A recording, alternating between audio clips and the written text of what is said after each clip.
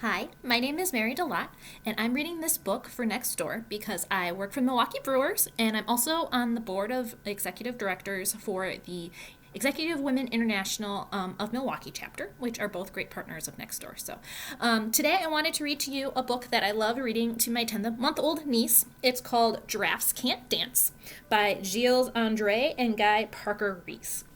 So here we go. Giraffes Can't Dance.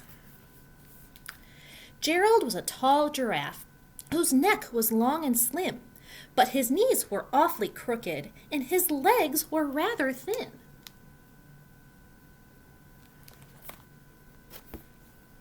He was very good at standing still and munching shoots off trees, but when he tried to run around, he buckled at the knees.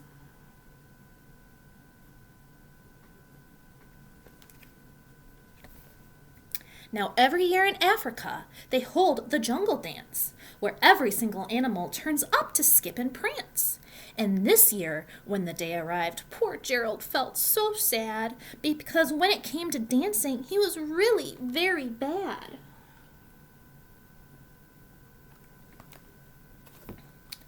The warthogs started waltzing, and the rhinos rock and rolled. The lions danced a tango that was elegant and bold.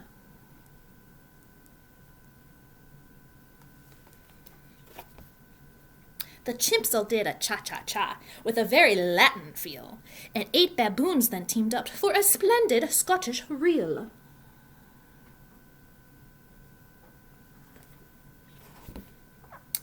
Gerald swallowed bravely as he walked toward the floor, but the lions saw him coming, and they soon began to roar.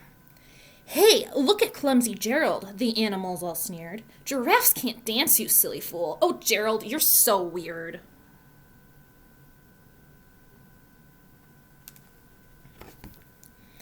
Gerald simply froze up. He was rooted to the spot. "They're right," he thought. "I'm useless. Oh, I feel like such a clot." So he crept off from the dance floor, and he started walking home. He never felt so sad before, so sad and so alone.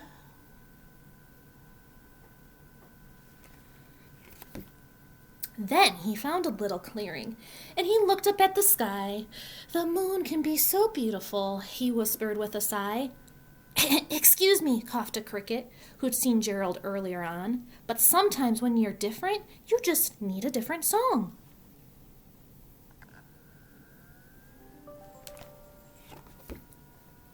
Listen to the swaying grass and listen to the trees.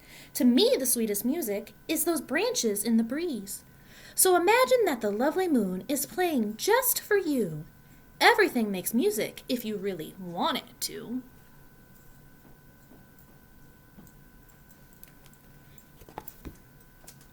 With that, the cricket smiled and picked up his violin.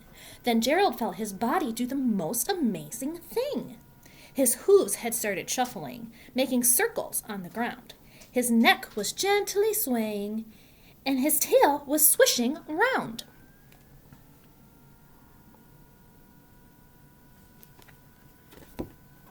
He threw his legs out sideways, and he swung them everywhere. Then he did a backward somersault and leapt up in the air.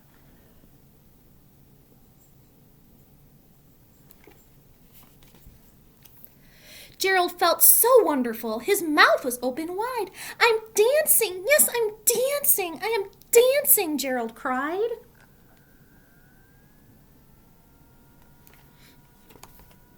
Then, one by one, each animal who'd been there at the dance arrived while Gerald boogied on and watched him quite entranced. They shouted, "It's a miracle! We must be in a dream!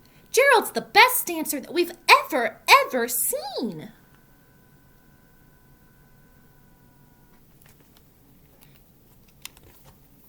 "How did you learn to dance like that? Please, Gerald, tell us how." But Gerald simply twirled around and finished with a bow.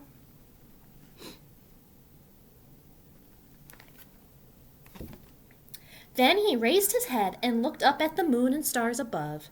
"We all can dance," he said, "when we find music that we love." The end. Make sure to keep reading. Take care of yourselves. Bye bye.